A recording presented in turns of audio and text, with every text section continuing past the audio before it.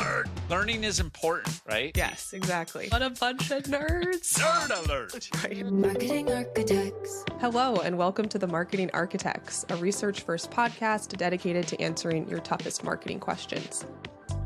I'm Elena Jasper. I run the marketing team here at Marketing Architects, and I'm joined by my co-host, Rob DeMars, the Chief Product Architect of Misfits and Machines. Hello, Elena. We're back with your weekly Nerd Alert. Every week, I'll take a deep dive into academic marketing research and translate its complex ideas into simple, understandable language for Rob, and of course, for all of you. Rob, are you ready to nerd out? I am. I wish I could be a nerd, Elena. I'm not smart enough to be a nerd, but I'm happy to nerd out with you today. So let's do this. Well, this study is pretty simple, so I think you're going to like this one. As always, I'll link the research we cover in the episode notes. This week, I read the CMO Tenure Study 2024, an expanded view of CMO tenure and background by Spencer Stewart. Rob, what are your current perceptions of the modern CMO role? And this is really more rumor than I have fact to point to, but you keep hearing about how CMOs are a revolving door, that they're just in and out of the boardroom. And I think people pick on them a lot. And I sometimes wonder if it's really the CMO's fault or if it's the CEOs and the board's fault for how we think about CMOs. Is it this just kind of quick fix role that we stick in there? Hey, if I fire my CMO, it looks like I'm doing something if we're not performing well. So I don't know. I kind of feel like the role is a bit of a scapegoat right now. So I also thought that CMOs, like their role is kind of in danger. Like you're saying they have short tenures. Agree with you that we could kind of debate why that is. So I thought the same thing as you, but then I read this study and this study sort of debunks that the CMO is in danger, that their tenures are super short. Yeah. So this is pretty surprising. This company, Spencer Stewart, they've been tracking the tenure and backgrounds of CMOs of the top 100 advertisers for 20 years. And in 2022, they started incorporating data from the Fortune 500. So they've expanded their pool now. And this is the big headline from 2024. The average tenure of a CMO at a Fortune 500 company is holding steady at 4.2 years, which is surprising because I thought it was a lot shorter than this, but it's just a little bit shorter than the average tenure for the C-suite, which is 4.6 years.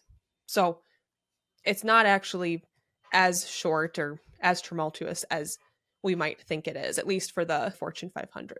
That really surprises me. I mean, when you told me just high level what the topic was going to be here, I thought I was going to be sitting here trying to defend CMOs, to be honest with you. And we're not giving them a chance and we just keep firing them and blaming everything on them. So that's super interesting. A little switcheroo here. But there's more data in the study that's interesting to talk about. So Rob, another question for you.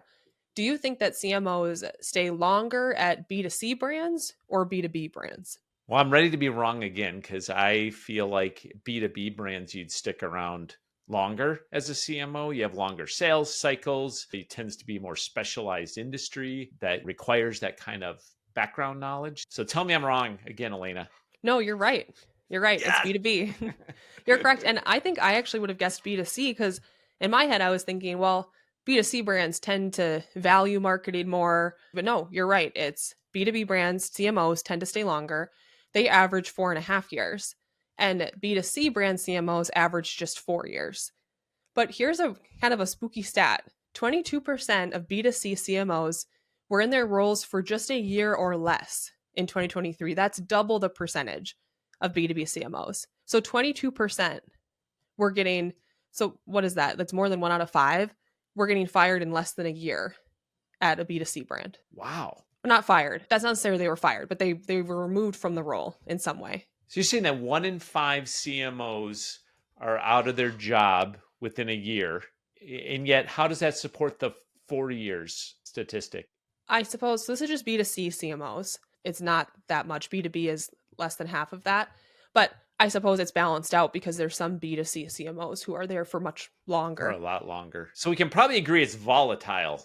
Yeah. I mean, unless not even giving someone a year for a role like marketing. I mean, things happen. Sometimes people are hired. It just doesn't work out. But for a CMO of a Fortune 500 company, I thought that was surprising. It takes me a year just to figure out where the restroom is. I mean, well, give 'em a and shot. that's a problem because we work from home now. So I mean, that's imagine if Rob was in the office.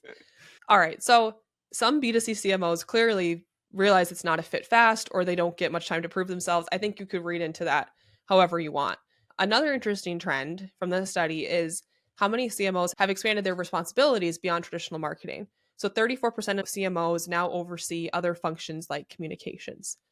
Now, Rob, I've got another question for you. If a CMO did leave their role, what percentage, so these are like all the CMOs in the study that had left, right, what percentage do you think actually moved on to bigger and better roles versus they were let go, or, it was for sort of a negative reason that they left? If they got fired, I think 5% of them went on to better roles. I think if they left on their own, then maybe like 80% went on to better things. I don't know that exact breakdown, but you're probably pretty close here. So 68% of CMOs that left either by being fired, or they didn't distinguish between the two, 68% either got promoted or moved to a higher position at a new company. So yeah, whether they were let go or whether they left, I think that's pretty impressive. Like 68% moved on to something more. So that also changes the perception of CMOs leaving, getting fired, doing a bad job. 68% got to go on to something even greater than before. I think it's a little ironic that the role of CMO needs to be rebranded.